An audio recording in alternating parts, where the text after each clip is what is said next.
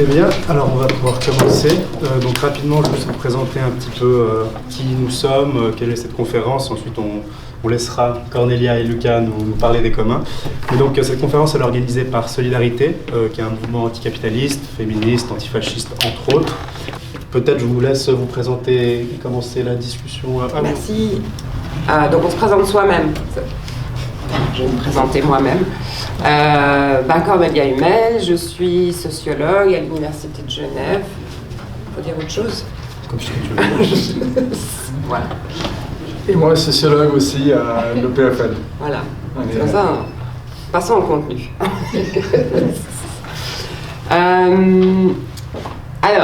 Avant que j'oublie, j'ai apporté une dizaine de suppléments méthodologiques puisque pour celles et ceux qui ont eu déjà le livre dans les mains, la piscine municipale, c'est un livre écrit, on va dire, de façon accessible à un très large public. Il n'y a pas de référence, il n'y a pas la partie méthodologique, il n'y a pas les quelques concepts qui m'ont quand même guidée à travers la rédaction. Tout ça est contenu là-dedans. Vous avez accès, on va dire, aux coulisses de la fabrication de ce livre. Alors, en introduction, j'avais envie de vous dire, en fait, que ça, pour celles et ceux qui me connaissent un peu moins, que ma spécialité principale de recherche, à savoir le vieillissement, a créé chez moi un fort goût de la sociologie du quotidien, qui parfois se traduit par une forme de sociologie du banal. Donc, effectivement, étudiant la population âgée qui souvent ne travaille plus, qui souvent a une participation sociale un peu qui se réduit au cours du vieillissement, j'ai l'habitude de travailler sur des choses qui ne sont ni particulièrement créatives, ni subversives, ni sur des pratiques nouvelles, mais plutôt sur des personnes et également sur des lieux où se tisse plutôt à bas bruit et plutôt discrètement du lien social. Donc j'aime les supermarchés, j'aime les aires d'autoroute aussi, et j'aime les piscines. Donc à un moment donné, j'ai eu envie de faire ce livre, qui est un livre à la fois ethnographique, mais aussi une forme de manifeste. Et puis je me souviens, quand je suis arrivée chez Métis Press la première fois avec le projet, j'étais un peu... Voilà, bonjour, j'aimerais faire un livre sur les piscines. Et j'ai été très bien reçue. Et je remercie l'équipe de Métis qui est présente ici. Et puis, voilà, on a avancé sur le manuscrit. Et à un moment donné, j'ai une conversation avec le directeur. Et il me dit, je dis, voilà, le sous-titre, ce sera Ethnographie sensible d'un commun. Il me dit, ah non, pas encore commun. Non, un commun, c'est un titre qu'il y a partout, c'est pas possible. Non. Et je dis, mais en fait, si. Parce que pour moi, c'est très important de mettre le mot commun dans le titre de ce livre, parce que justement, le lieu étudié se distingue de tous les autres communs qui sont souvent étudiés ou publiés dans les autres livres sur les communs, ce qui fait qu'on a pu garder quand même le sous-titre. Donc voilà, je ne sais pas si je vais beaucoup rentrer dans le contenu. J'ai appelé ça un voyage en piscine. Alors effectivement, au début, on passe le tourniquet, on passe dans les vestiaires et puis on visite différents espaces. Alors, je dois préciser que la piscine, qui sert un peu de piscine de référence, mais j'en ai vu plein d'autres, ce sont toutes des piscines extérieures et estivales.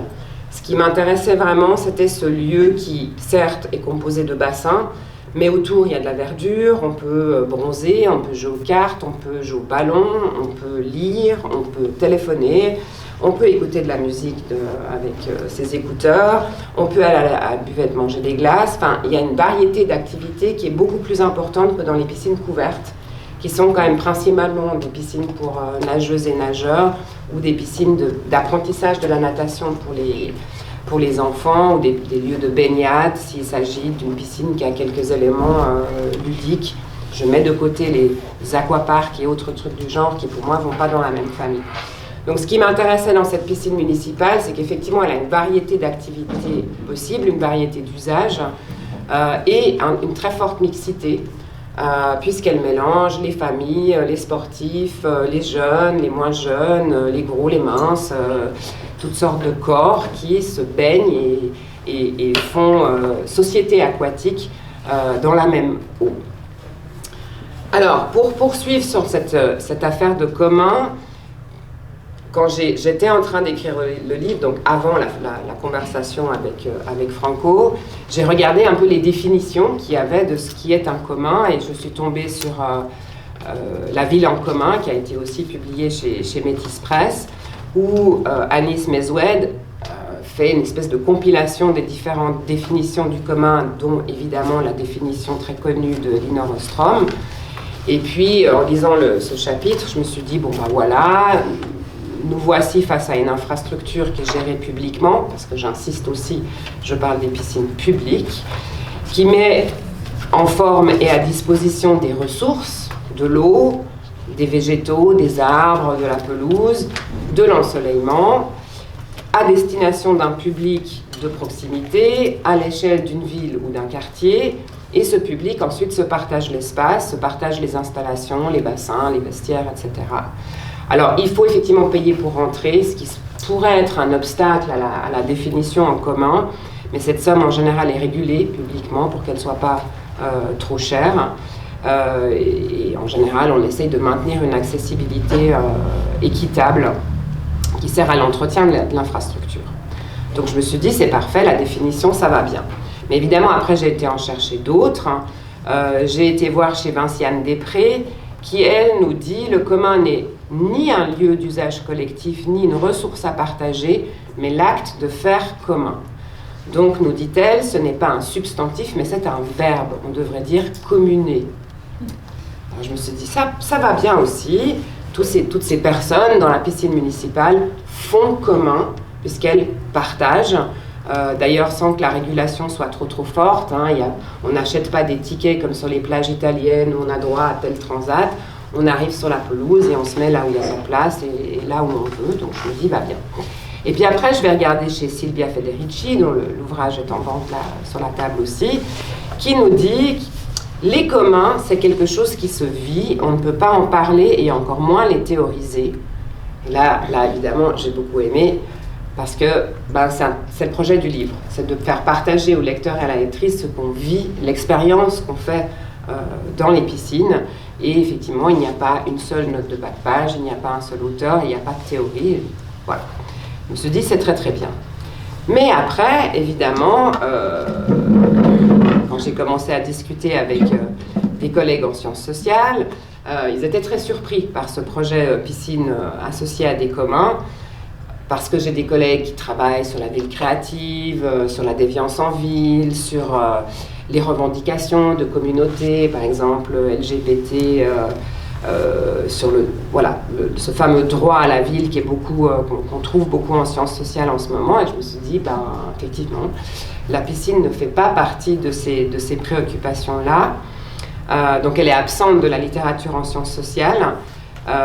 Qui est pourtant, comme l'a dit Franco, très, très abondante.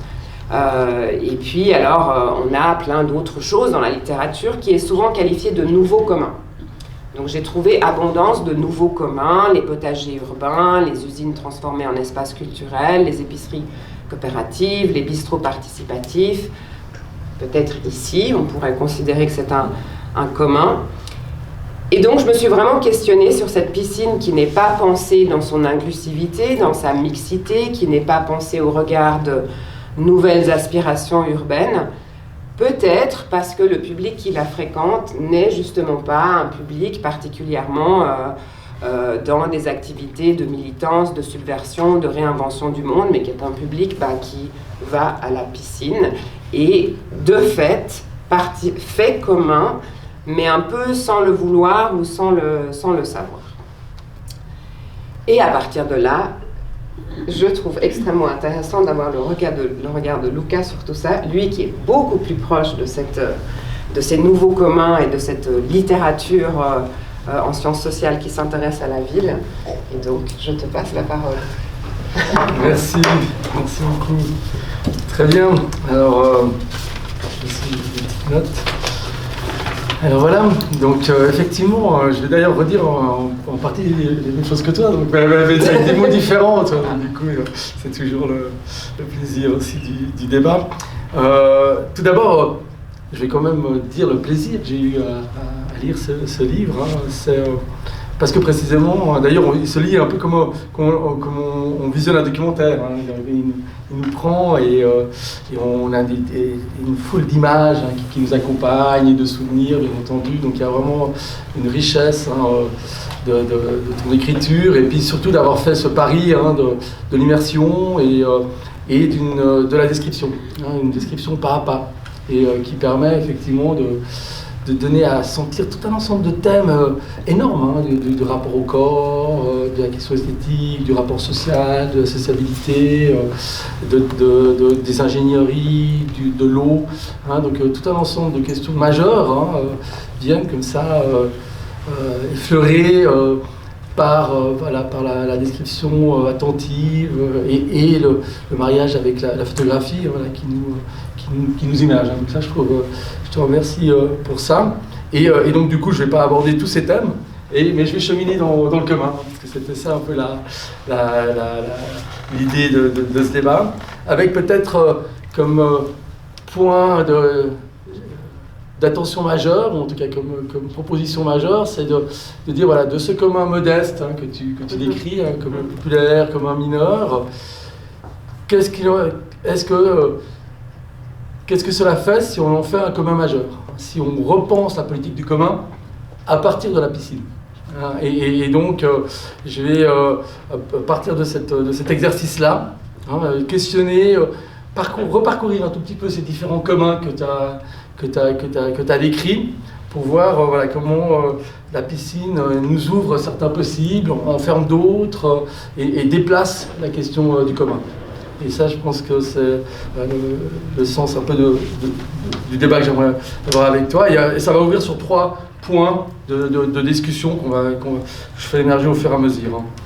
Alors, comme tu le dis, et le livre commence par, comme dans un documentaire, on rentre dans la piscine avant même qu'elle s'ouvre, avant la saison.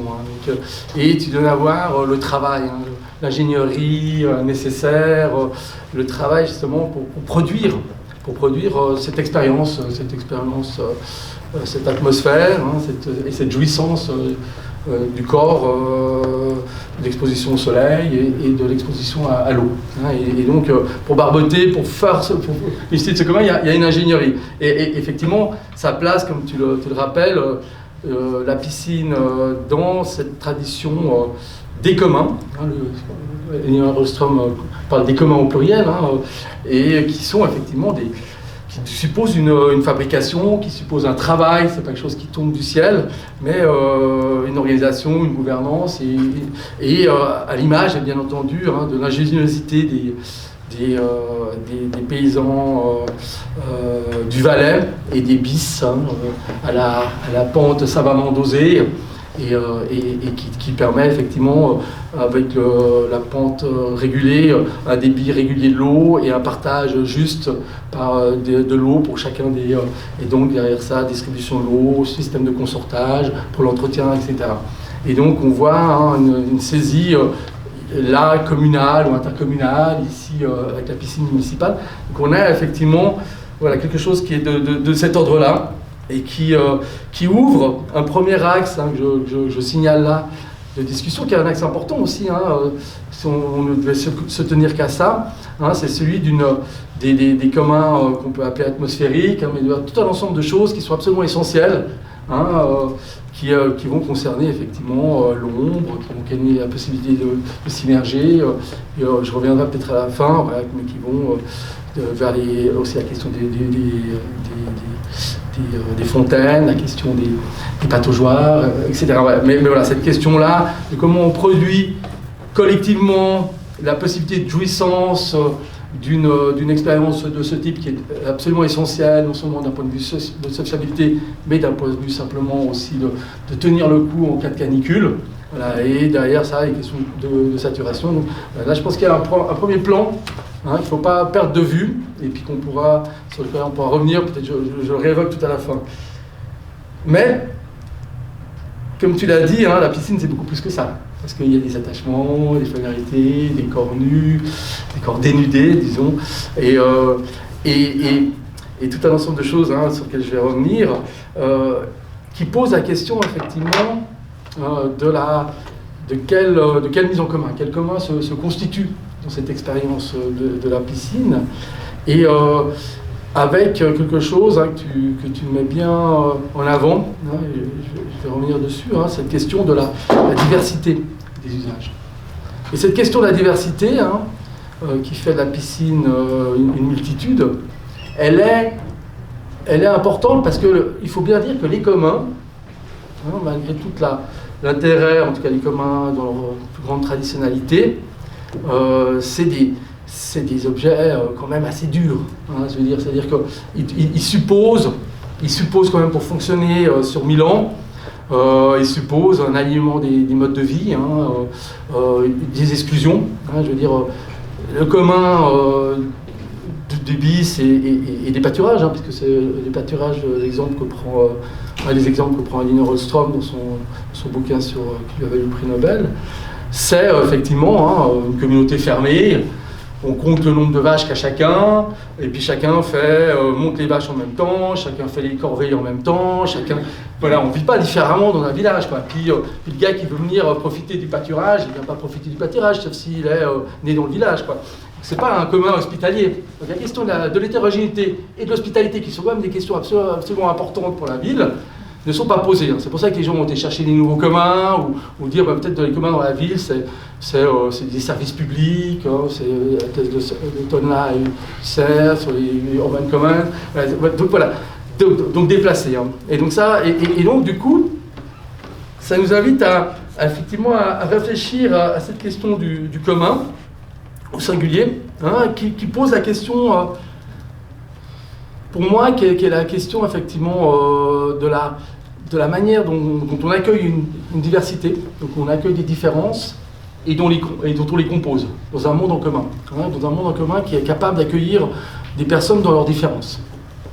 Et puis, alors dans la tradition politique et intellectuelle, et là je m'appuie sur le travail de Laurent Thévenot, qui est un sociologue français, et lui il distingue 3 communs au pluriel. Alors, ce qu'il appelle les communs au pluriel, c'est-à-dire comment la société a essayé d'organiser la possibilité de différer et pourtant de traiter la question de qu'est-ce qui est commun, et comment on fait communiquer aussi nos différences.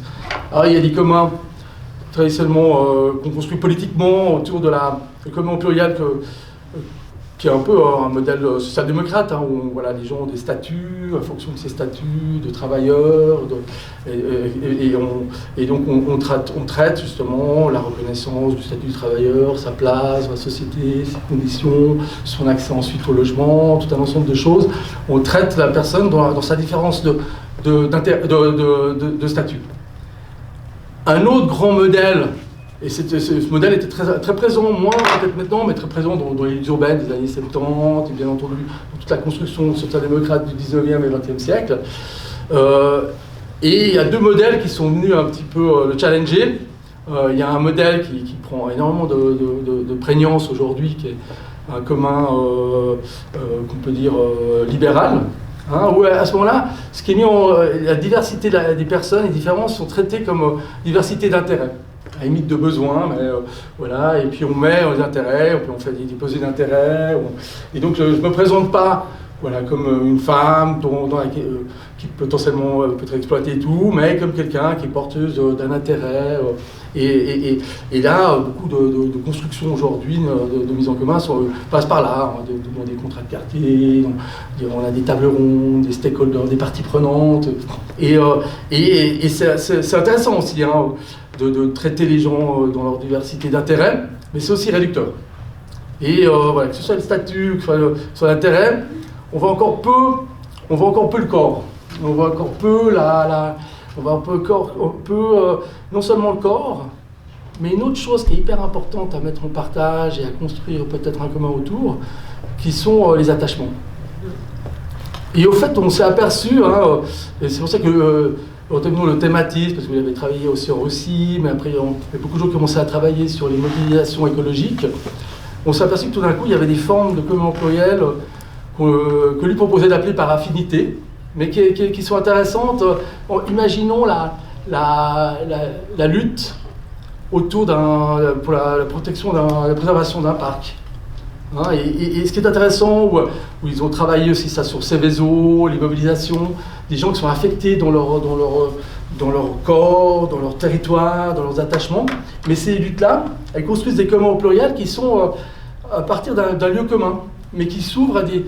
pour se mobiliser pour le parc, ou le gars qui fait son jogging, l'amoureux de la nature, des gens qui ont des rapports très différenciés à cet espace. Et se construit dans un lieu commun. Moi, j'ai pas mal utilisé cette question du lieu commun et de la mise en partage de l'expérience quand je commençais à enquêter, tu vois, sur les squats, où j'avais déjà enquêté sur les squats, mais je revoyais un petit peu ce qui s'était passé dans les squats, mais aussi dans les luttes aux grottes. Tout d'un coup, des situations d'attachement et qui ouvrent non pas à une différence de statut, non pas à une diversité d'intérêts, mais à une diversité d'expériences, d'attachement.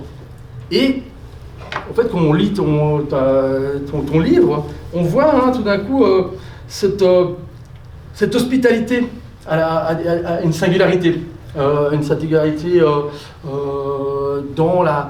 dans l'expression personnelle, je ne dis pas individuelle, parce que l'individu, justement, c'est une réduction libérale. Et donc, du coup, on a vraiment cette possibilité que la piscine devient ce lieu commun, ce lieu où on va, qui peut, d'ailleurs, on l'a vu pour le bain des paquis, l'immobilisation, tout d'un coup, vont faire venir ensemble des gens qui ne sont pas forcément du même bord politique, pas forcément du même... voilà, ils n'ont pas besoin ni de partager les mêmes orientations sexuelles, ni les mêmes orientations politiques, ni je pense qu'il y a des communs paysans dans les pistes, et donc du coup il y a quelque chose qui s'ouvre, et que j'appelais justement cette multitude. Cette multitude qui a quelque chose de très intéressant, c'est qu'elle s'ouvre, et c'est pour ça que je dessine l'horizon idéal. Après je vais venir aussi sur les limites, mais dans ce deuxième temps de l'ouverture de la discussion, ce commun de la piscine, il a cette qualité que Roland Barthes appelle la communauté idiorhythmique. Chez Roland Barthes, quand il travaille sur la vie ensemble, c'est un philosophe français, il dit, ouais, moi je rêve d'une communauté où chacun peut aller à son propre rythme. Il l'évoque en fait, dans certaines traditions monacales, cénobites, au mont Athos, il y a à la fois des ermites et des gens qui vivent ensemble dans le monastère, mais ils n'ont pas une règle. Et c'est pas avec des heures fixes pour la prière. En fait, chacun peut aller à son propre rythme. Et donc, il dit, voilà, il y a des histoires, il y a des traditions, et cette communauté idiorhythmique, et cette piscine où chacun vient, chacun peut aller à son rythme.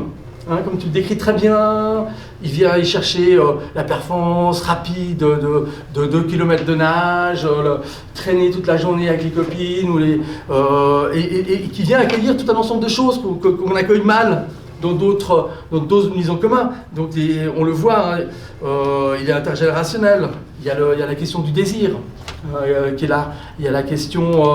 donc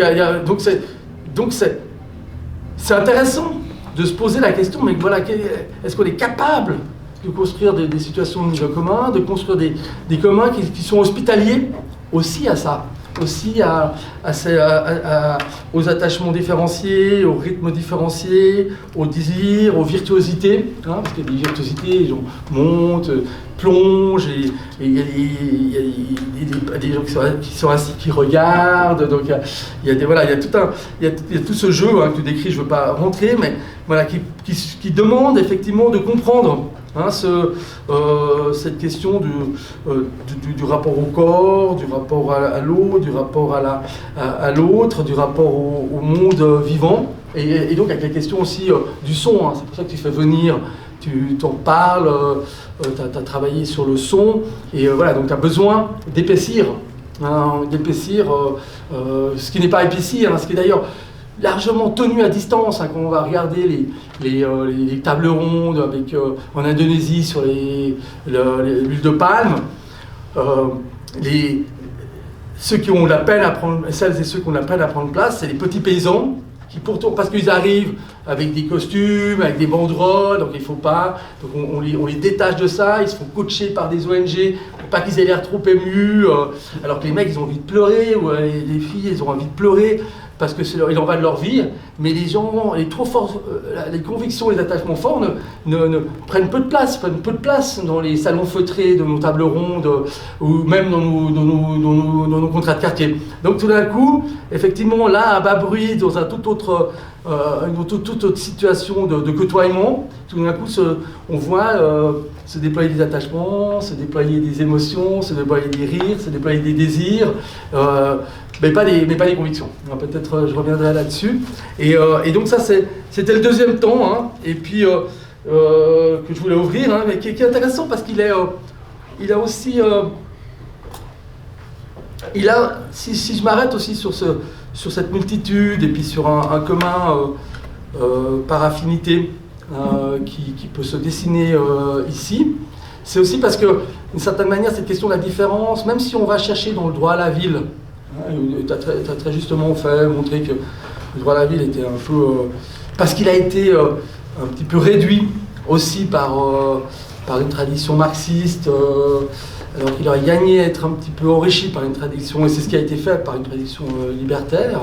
Mais je m'arrête juste sur un point, c'est que quand Lefebvre travaille sur la production de l'espace, en 74, donc 5 ans après son bouquin sur le droit à la ville, il rappelle de manière très intéressante le fait que sur les plages, alors bien entendu le corps à la plage, c'est à la fois le produit du capitalisme, hein, c'est le loisir organisé, les masques qu'on envoie à la plage, et en même temps, et il le dit très clairement, alors là du coup j'ai pas fait l'exercice j'ai pas le temps d'aller chercher mais je me souviens de l'argument. Et ouais, en même temps, il dit voilà, mais c'est aussi un lieu de subversion. C'est un lieu de puissance de différenciation. Parce qu'il y a des corps qui se révèlent, parce que tout d'un coup il y a du festif, parce qu'il y a peut-être de l'ivresse, parce que tout d'un coup il y a quelque chose qui vient d'excéder. Hein, et ça, je pense, c'est super intéressant. Parce que voilà, c'est le marxisme hétérodoxe de Lefebvre qui vient s'ancrer effectivement dans une réflexion sur la vie quotidienne. Mais voilà, donc tout d'un coup, il y a toujours plus, et il y a des principes de différenciation qui viennent ébranler par en bas le capitalisme. Et là, je pense qu'il y a quelque chose d'intéressant aussi à avoir en tête. Et finalement, alors du coup, je vais prendre encore 2-3 minutes, si vous me permettez, pour offrir donc deuxième plan, c'est cette question voilà, du commun au pluriel, et troisième plan, c'est effectivement celle de la mise en commun, hein, tu disais, et là peut-être effectivement si on doit pousser l'ouverture, hein, c'est-à-dire, et puis reconquérir aussi à partir de la piscine la question de la production collective du commun. Parce que là, la production collective du commun, elle est dans un municipalisme qui fonctionne relativement bien en Suisse, mais voilà, il y a une solution quand même libérale, on achète un ticket, les réglementations ne sont pas discutées. La piscine est déjà beaucoup plus libérale dans son modèle de consommation, et donc elle ne libère pas complètement sa puissance politique que tu essaies d'évoquer, mais qui est quand même assez contenue, et peut-être plus moins que des pataugeoires. Les pataugeoires, on est déjà dans un rapport plus chaotique, plus indéfini, et pataugeoires qui manquent énormément, toi, et piscine manque aussi énormément, mais ça veut dire que si on devait aller vers cette question-là, il faudrait poser la question effectivement, est-ce que pourrait être des piscines autogérées, hein, on parlait de la question de l'autogestion par rapport au commun, et puis, mais du coup, effectivement, parce qu'on l'a vu tout d'un coup, on autorise maintenant de se baigner en parc canicule dans les fontaines, donc la gestion, je reviens alors du coup tout d'un coup sur le premier plan, qui était effectivement le plan climatique et le bien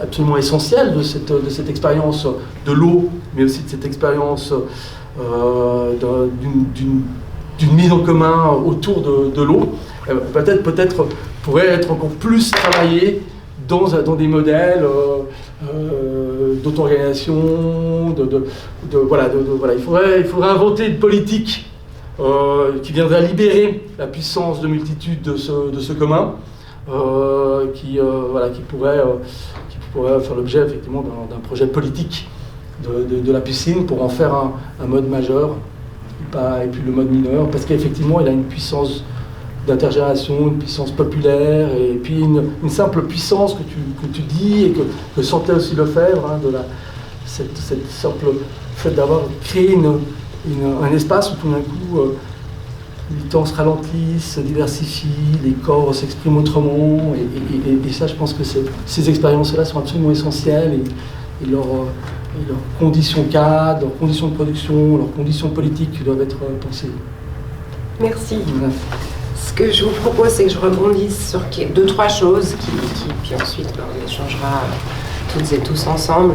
Je commence par le dernier point. Je trouve vraiment cette question de l'autogestion, mais adossée aussi aux questions écologiques, super intéressante, mais aussi super complexe. Une pataugeoire, c'est une petite infrastructure, il faut juste de l'eau qui tourne en circuit fermé. Une piscine au sens grand bassin, il faut de la grosse tuyauterie, il faut du gros entretien, il faut doser le chlore en fonction de la température, et il faut chauffer. Et ça me fait penser à une conversation que j'ai eue avec Diego Landivar, et qui travaille, je ne sais pas si tu connais, avec Alexandre Monin, sur les détachements d'infrastructures qui sont écologiquement problématiques. Et il a été mandaté par la ville de Grenoble, qui n'arrive plus à assumer le coût énergétique de la piscine, disant voilà, on aimerait que vous travailliez sur les attachements à cette piscine pour pouvoir les transposer, donc détacher les gens de la piscine, qu'ils acceptent le détachement et qu'ils se réattachent à un lac naturel qui serait aménagé du point de vue végétal pour qu'il s'auto-nettoie. Et puis ils ont eu ce mandat, ils ont fait un super travail participatif, mais ils ont oublié que tous les corps n'ont pas le même rapport à la température, et que c'était bien sympa le lac, mais ça excluait les jeunes enfants qui deviennent tout bleus au bout de 5 minutes, et puis les personnes d'un certain âge qui n'ont pas non plus la régulation thermique. Alors les enfants ne l'ont pas encore, et les personnes âgées l'ont moins, donc ne peuvent pas soutenir par exemple une eau à 15 ou 20 degrés. Et donc ce détachement, réattachement sur un espace autogéré, moins énergivore, casser la mixité, casser l'accessibilité à toutes et tous.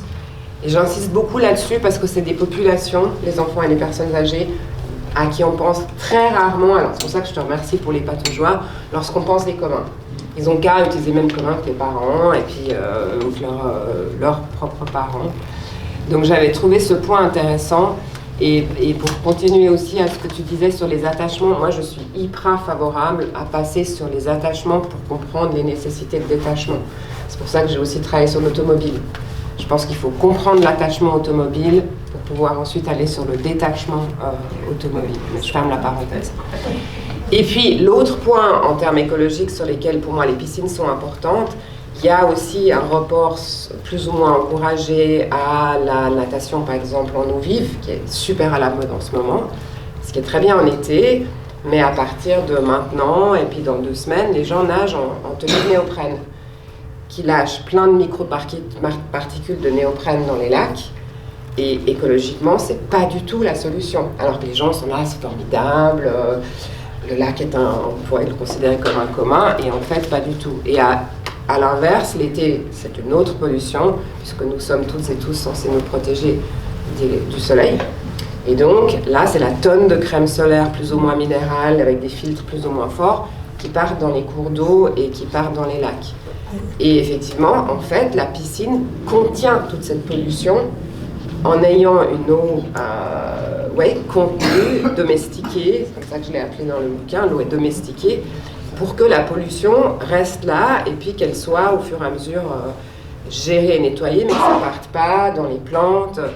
Donc, à vrai dire, beaucoup de critiques écologiques à cause du chauffage portent sur les piscines, mais de mon point de vue, en fait, c'est des espaces de contention de la pollution que nous pouvons provoquer en nous protégeant du soleil ou en mettant des tenues qui lâchent des microparticules. Je voulais revenir aussi sur la mixité, j'aime bien comme tu as appelé ça, les attachements sans conviction, ou la mixité sans conviction. Et j'ai trouvé super intéressant d'observer l'arrivée du burkini à la piscine de la Fontenette, qui s'est fait en même temps qu'un regain de la pratique du dit seins nus, mais je crois qu'on dit plus comme ça. Voilà, on met plus les femmes ou les femmes cisgenres ou trans ne mettent plus le haut. Et puis ça s'est fait dans une indifférence totale. Et j'ai trouvé le contraste super intéressant entre l'oblique, la tribune de Genève, le burkini et tout.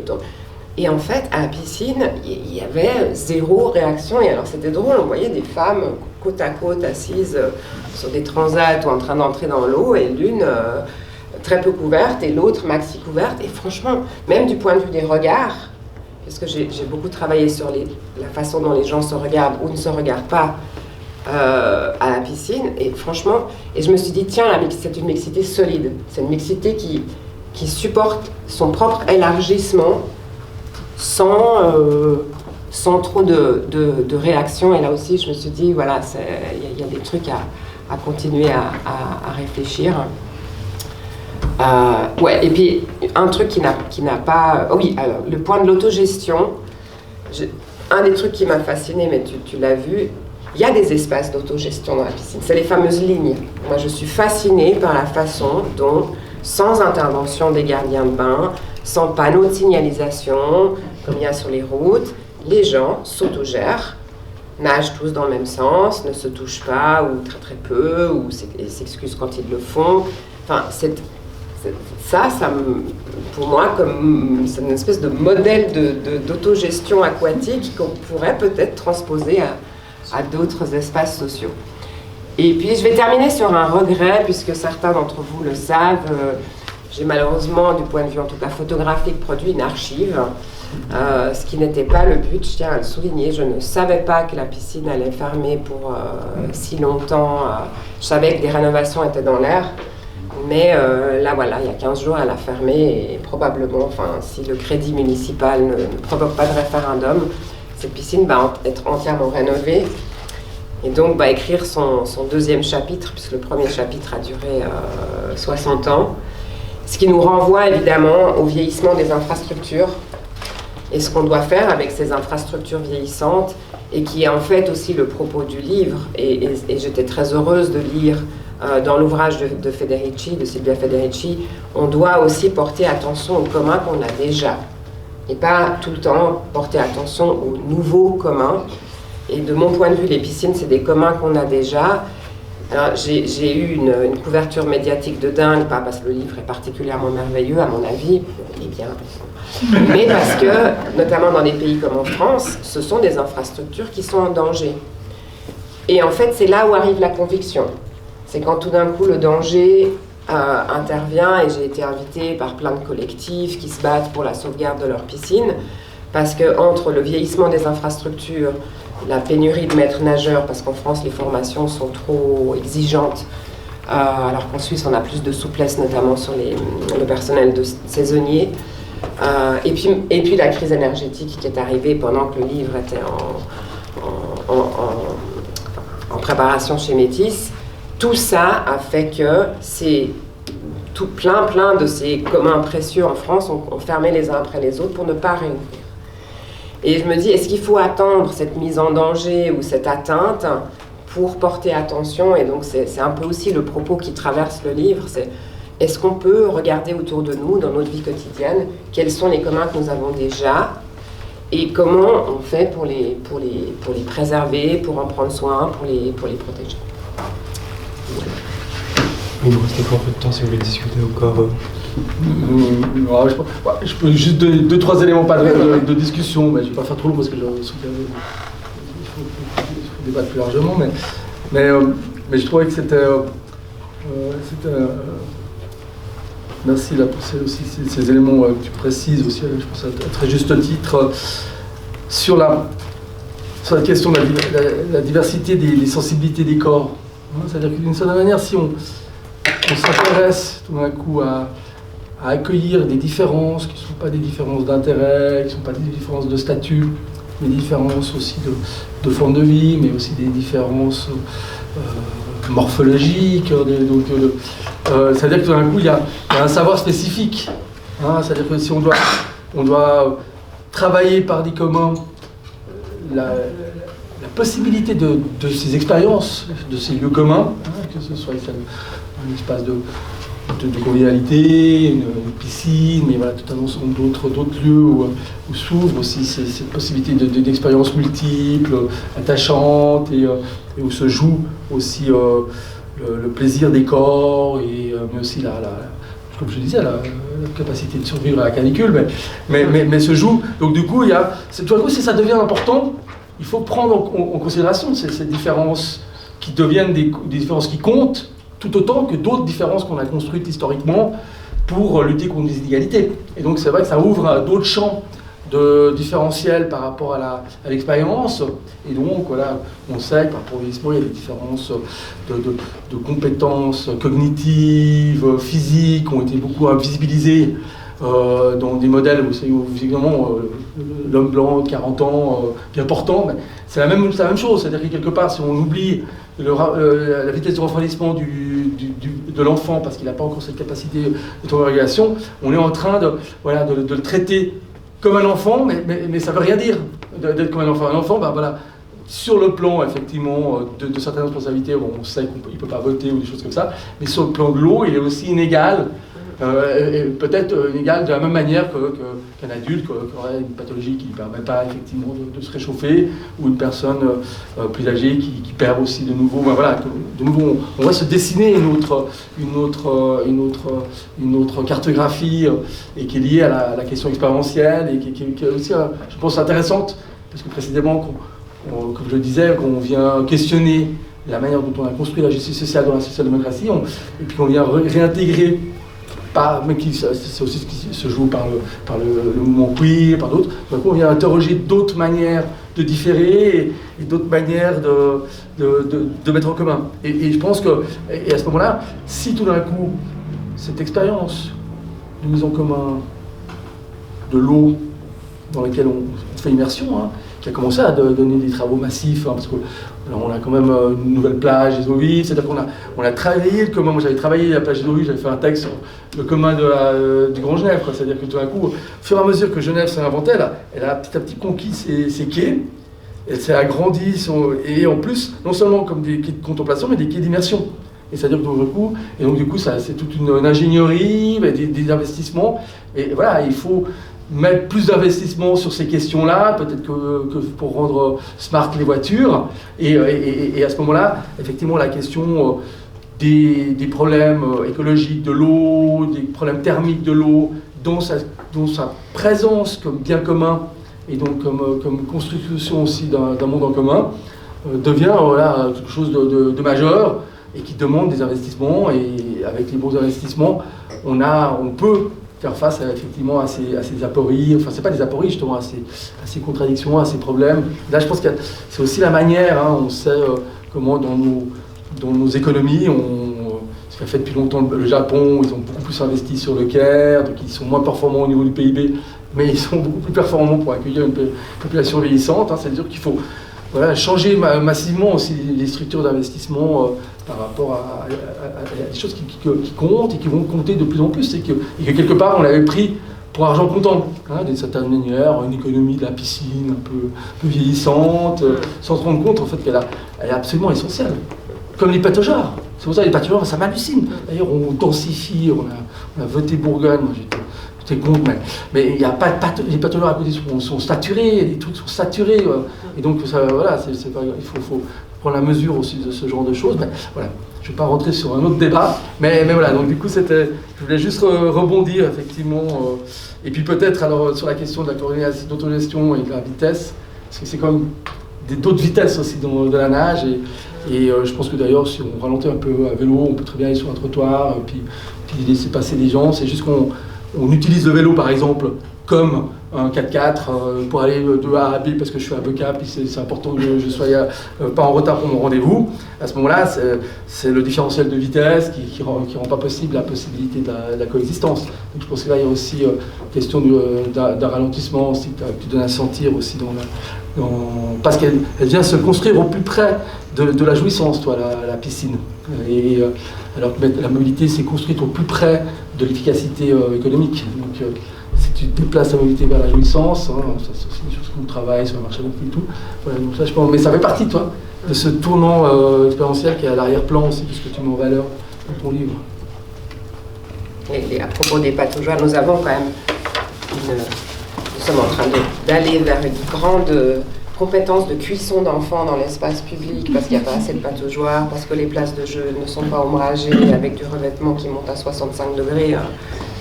Nous aimons cuire nos enfants.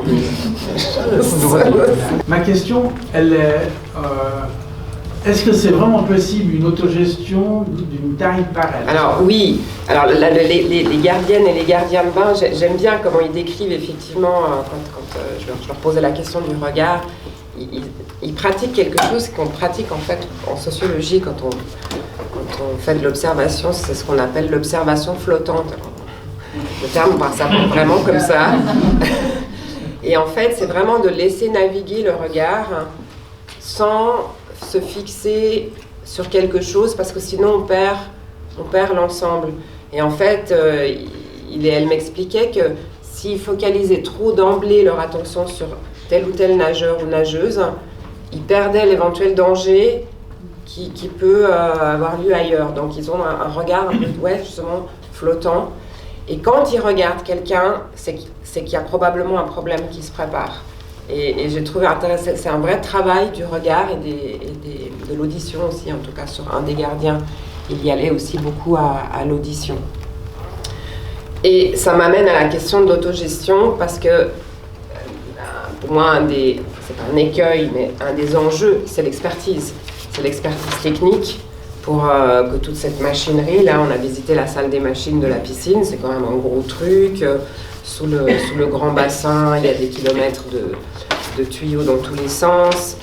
Donc, parce que c'est encore une fois, on revient à la question de une infrastructure se maintient, et que pour ça il faut une expertise, tout comme pratiquer le sauvetage demande une expertise. Par contre, peut-être que l'organisation de tout cela,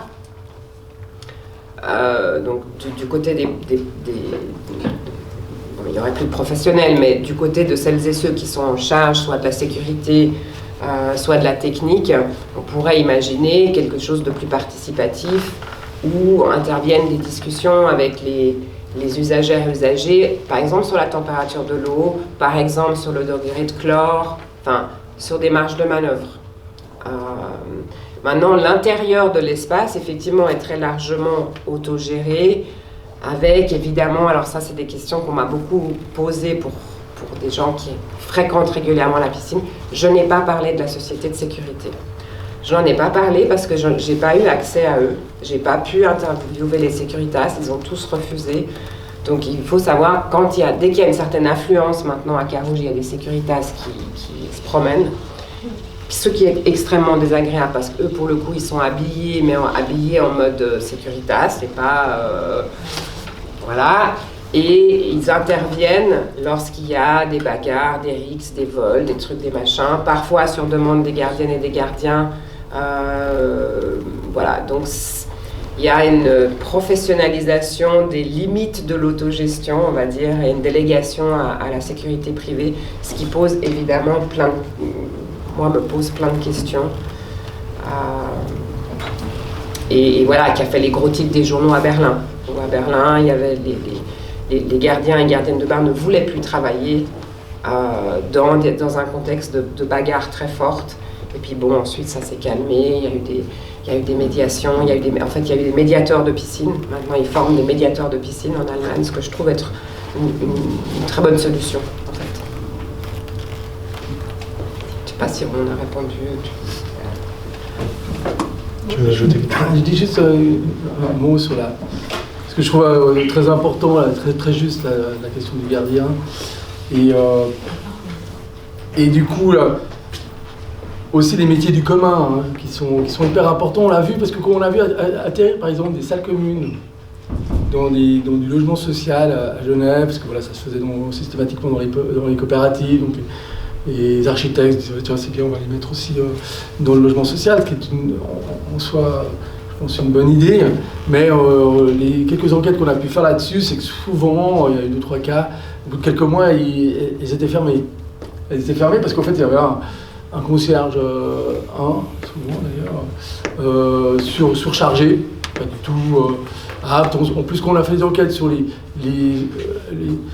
on avait fait un questionnaire sur 800 personnes là, qui sont en bénéficie du logement social, il y a 50% qui pensent que c'est bien d'avoir une salle commune, 50% qui pensent qu'ils s'en foutent. Donc voilà, je pense que c'est pas la même chose que 80%. C'était un peu important pour certains, et puis dès que ça commence à être source parce que c'est source de conflit aussi dans les coopératives, sauf que les coopératives ont à la fois une conviction sur leur importance, des savoir-faire de médiation, souvent coûteux et tout. Donc il y a des métiers qui accompagnent, donc il y a une économie, il y a aussi des expertises, et donc c'est vrai qu'il ne faut pas balayer ça. Et l'idée, quand moi j'évoquais l'autogestion, c'était pas effectivement pour balayer l'importance des métiers du commun, la possibilité de rémunérer aussi une économie, comme une économie du soin, donc une économie de ça qu'on doit revaloriser. Et donc, et valoriser ces compétences bien spécifiques, effectivement, qui sont on l'a fait depuis une trentaine d'années sur le travail social, quand les gens voulaient être travailleuses sociales de proximité.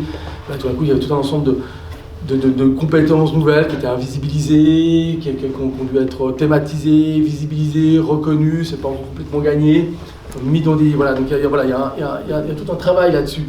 Et je pense que c'est important de le reconnaître. Après, effectivement, quand j'évoquais moi autogestion, c'était aussi, alors tu l'as dit d'abord, commencer à comprendre, puisqu'on le voit depuis une trentaine d'années, tout un ensemble de questions d'autogestion qui peuvent entrer dans les institutions, donc à quel niveau ça peut être pertinent, mais aussi à quel niveau c'est pas forcément pertinent, parce que même en travaillant dans les squats qui étaient le plus ouverts à la différence, c'était souvent pas ceux qui étaient les plus complètement autogérés, c'est-à-dire qu'on avait travaillé sur des squats où il y avait beaucoup de conviction, mais tout le monde était un peu au même rythme, donc les gars qui étaient alcoolos ou toxicos, ils pouvaient pas prendre place. Ils prenaient place où il y avait des gens dans des squats où il y a des gens qui faisaient pas plus que les autres. Et donc ce modèle-là, que pas tout le monde doit faire tout, est important par rapport à l'hospitalité de ces univers. Et donc, mais par contre, on peut travailler peut-être effectivement sur, plus largement, je parlais du municipalisme, c'est-à-dire que les piscines soient véritablement dans l'organisation étatique, pas forcément des piscines qu'on a dévolues, privatisées, avec plus ou moins un modèle, qui vont petit à petit commencer à donner plus d'argent parce qu'il va falloir les rendre rentables, la sécurité qui est... Donc ça veut dire comment on maintient dans un modèle étatique, et dans un modèle étatique qu'on veut peut-être plus ouvert à des formes de décision processuelle ou concertée. Voilà, il faut voilà, les termes même d'autogestion et autres nous sont empruntés aujourd'hui par rapport à ce qu'on invente comme transformation des métiers, comme transformation de la place de l'expertise, comme transformation du rôle de l'État. Et c'est vrai que l'autogestion, voilà, ça a servi à un moment donné pour bien dessiner contre un État top-down, et puis ça a clarifié les débats dans les 60-70, c'était bien, c'était efficace. Maintenant, on est un peu emprunté par des termes qu'on hérite et puis qui nous hantent, mais qui ne veulent plus rien dire. D'où le travail de description, d'où le travail de l'attention au métier, d'où le travail, voilà.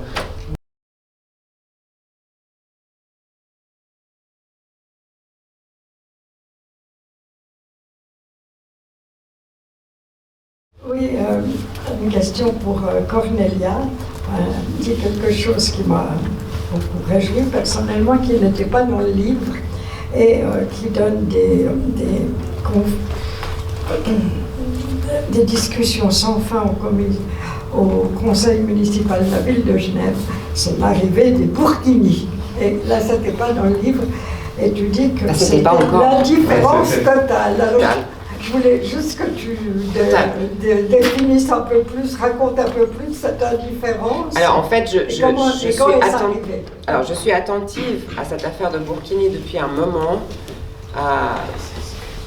parce que, en fait, j'avais discuté avec pas mal de dames voilées dans le cadre de l'enquête de terrain pour le livre, qui ne se baignaient pas.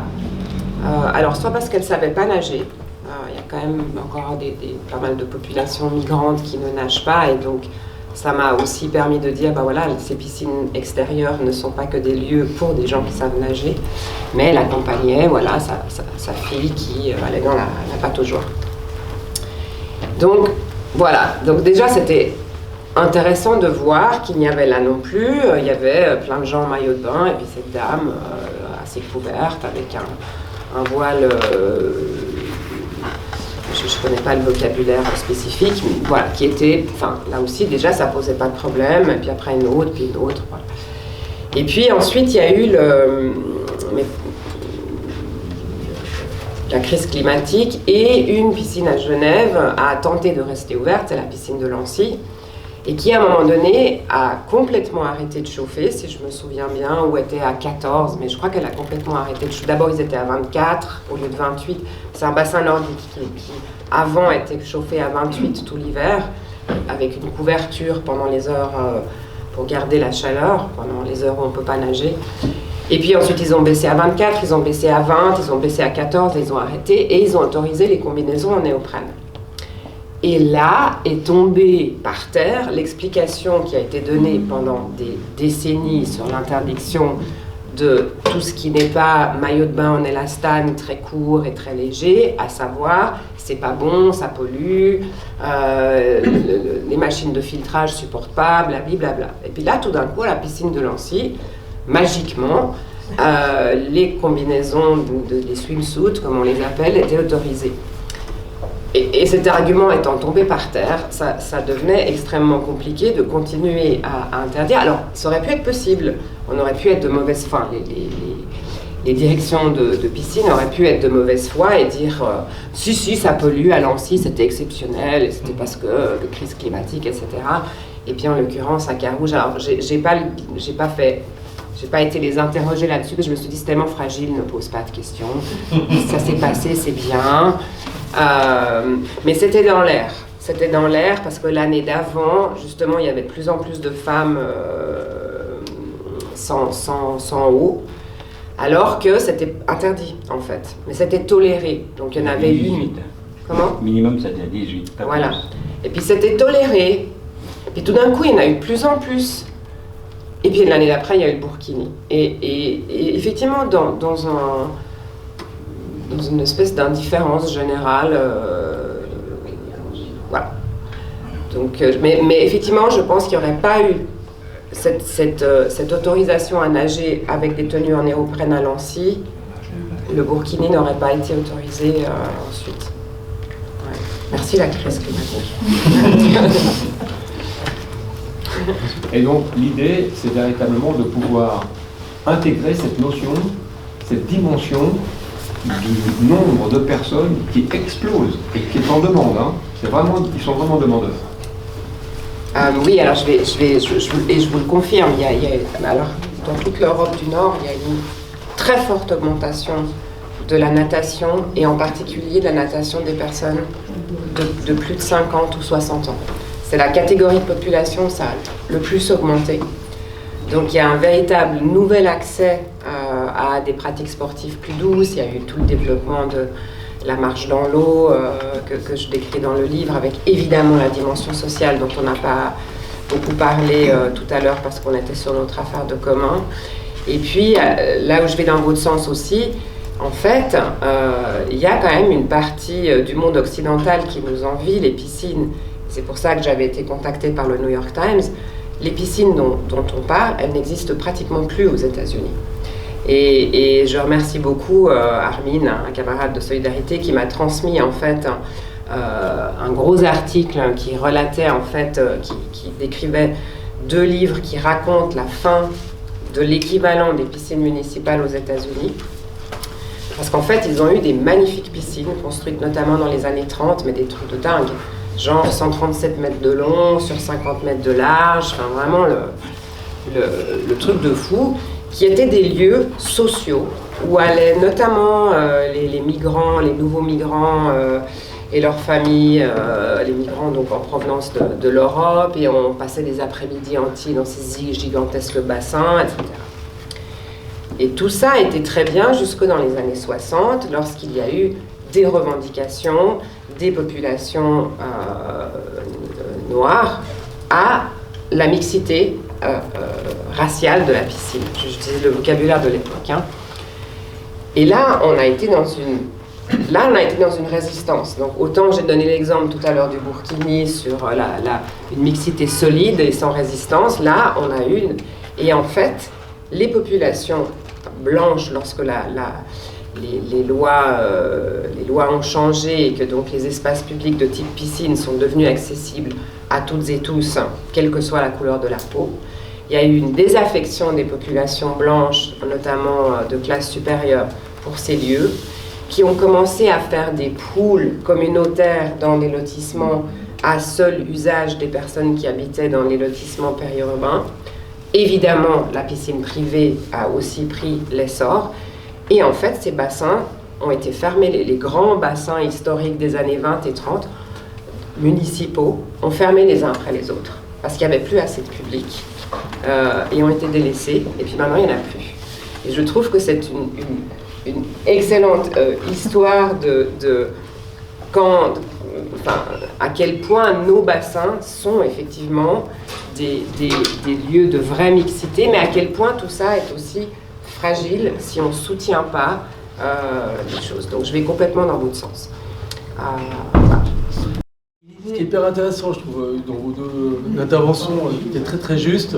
Moi, je rebondis juste là, mais moi, je m'étais arrêté sur le premier axe, qui était, disons, quelle politique on fait d'accès à ce bien. Hein. Et puis, dans son livre, hein, elle montre vraiment les gens qui viennent, en 2-3 minutes doivent être changés pour aller faire des longueurs.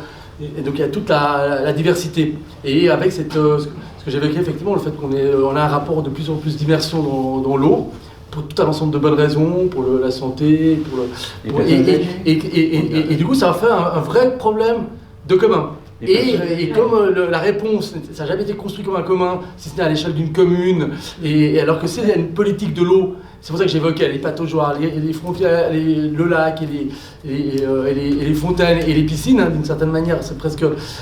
et à ce moment-là, je pense qu'effectivement, la mise en commun, donc inventaire, ouverture, rythme, et puis à partir de là...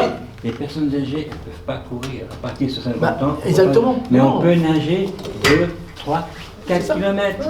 Et donc, oui, mais ils ne comprennent pas ça. Et donc, il y a toute une grande partie de la population genevoise l'expérience qui ne peut pas aller là parce que les piscines ne sont pas ouvertes. La seule piscine qui est ouverte, ça va être, disons, la piscine de Nancy. Et encore, parce qu'on se bat là, hein. Il y a une bagarre maintenant, on a écrit, on fait des pétitions, et peut-être on va essayer qu'elle soit ouverte. Après, il y a juste la piscine couverte, c'est tout. Il n'y a plus rien. Il n'y a pas le toit qui s'effondre ou c'est une question majeure. Oui, mais il faut que les gens se mobilisent, parce que quand les gens se mobilisent, ils ouvrent. Derrière vous, Brigitte. Oui, je voulais aussi parler du rôle des normes et du cadre qui a imposé.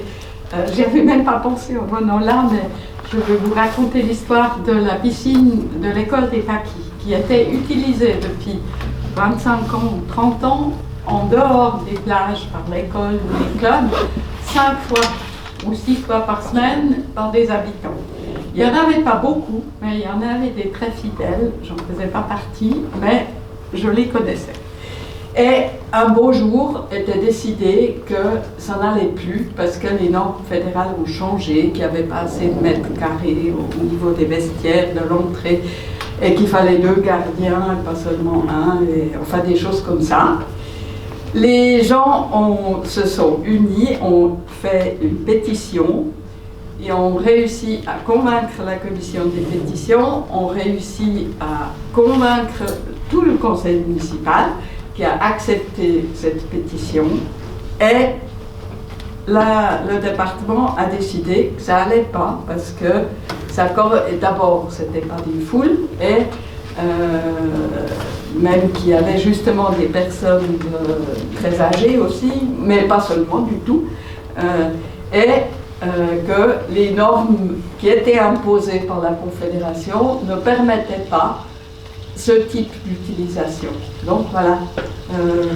Après, il y a eu récemment une petite discussion sur, avec les personnes âgées justement, comment ils avaient vécu les périodes de grande chaleur. Et un monsieur de plus de 90 ans, qui était un fidèle utilisateur de cet endroit, a dit « Oui, c'est quand même un peu absurde. Avant, j'allais nager 3 fois par semaine là-bas. Maintenant, on ne peut plus y aller, alors qu'on cherche justement des contradictions quelque part.